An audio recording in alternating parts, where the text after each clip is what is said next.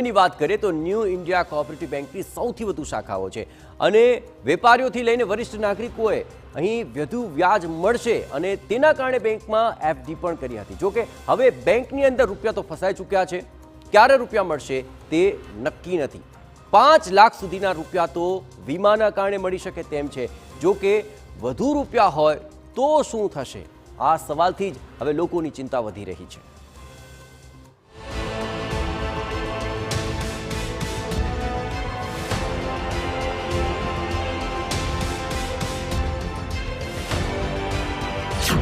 Bank પર પ્રતિબંધથી મચી ગઈ અફરાતફરી, લોકોની વધી ગઈ મુશ્કેલી। હવે કેવી રીતે મળશે પરત રૂપિયા?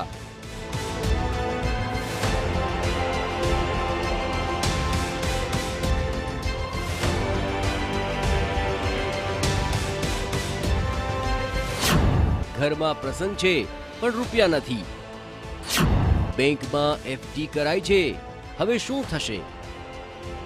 ભારતીય રિઝર્વ બેંક મુંબઈ સ્થિત ન્યૂ ઇન્ડિયા કોઓપરેટિવ બેંક પર લગાવી દીધો છે પ્રતિબંધ। આ બેંકની મુંબઈમાં સૌથી વધુ શાખાઓ છે। બેંક પર પ્રતિબંધ લાગી જતા લોકોની મુશ્કેલી વધી ગઈ છે। आप डे टू डे जो भी यहाँ से ही करते हैं वो लोग कहाँ जाएंगे? अगर उनका किसी और बैंक में नहीं है खाता तो वो लोग कैसे करेंगे? 2014 से जो आपका करंट अकाउंट 2014 से, तो कितना आपका पैसा अंदर रुका हुआ है? अराउंड करंट में रहेगा 1 लाख अबव है, सेविंग में 50 अबव है। अच्छा, एफडी वगैरह भी किया आपने? एफडी था, मैंने विड्रॉल कर लिया था पहले कुछ जरूरत के लिए। अभी आपको क्या कहना है कुछ बैंक के अधिकारियों से? आपके बैंक का गवर्नमेंट का भी गलती है ना, गवर्नमेंट को भी ये इतना भीड़ लगने के पहले इन्फॉर्म करना चाहिए था। तो मेल रात को ये लोग मेल डाला, सब ये जो नोटिस आया मेल रात को है हम लोग को, उसके पहले अगर पता चलता तो हम लोग किधर ना किधर एडजस्ट करते थे। अभी बिजनेस अकाउंट है, उसको क्या करना है? अगर ये 90 डेज बंद करेगा तो 90 डेज हम लोग करेंगे क्या?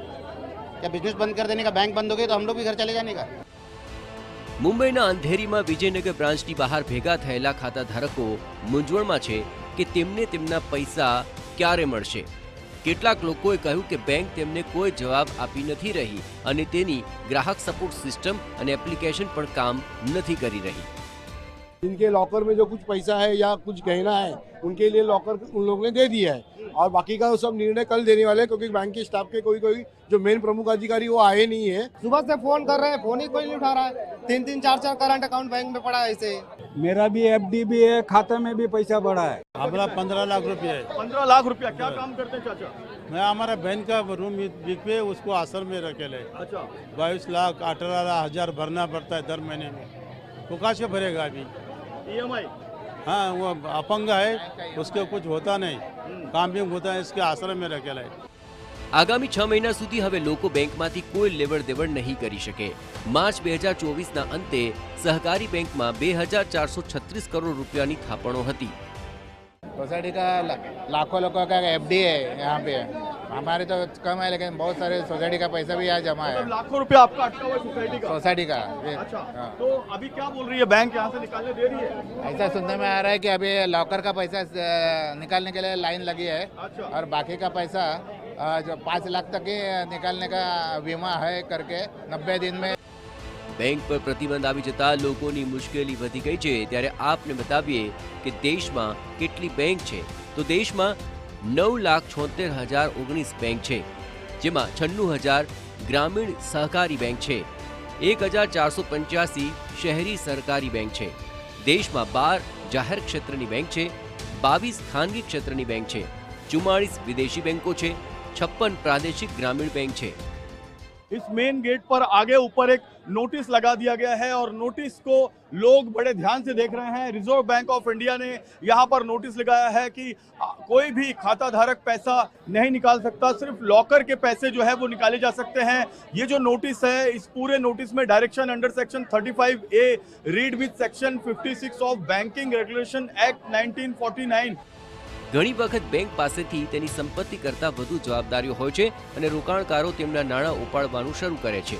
આવી સ્થિતિમાં બેંકની આર્થિક સ્થિતિ કથળતી જાય છે। તેઓ ગ્રાહક પ્રત્યેની તેમની જવાબદારી નિભાવવામાં પણ અસમર્થ બને છે। જ્યારે આવું થાય ત્યારે બેંકને નાદાર જાહેર કરવામાં આવે છે, જેને બેંક પતન પણ કહેવાય છે। Deposit insurance and credit guarantee corporation act હેઠળ ગ્રાહકોને તેમની થાપણો પર વીમા કવચ મળે છે। જો કોઈ બેંક નાદાર થઈ જાય તો આવી સ્થિતિમાં તમને નિયમ પ્રમાણે વધુમાં વધુ 5 લાખ રૂપિયા જ મળે છે.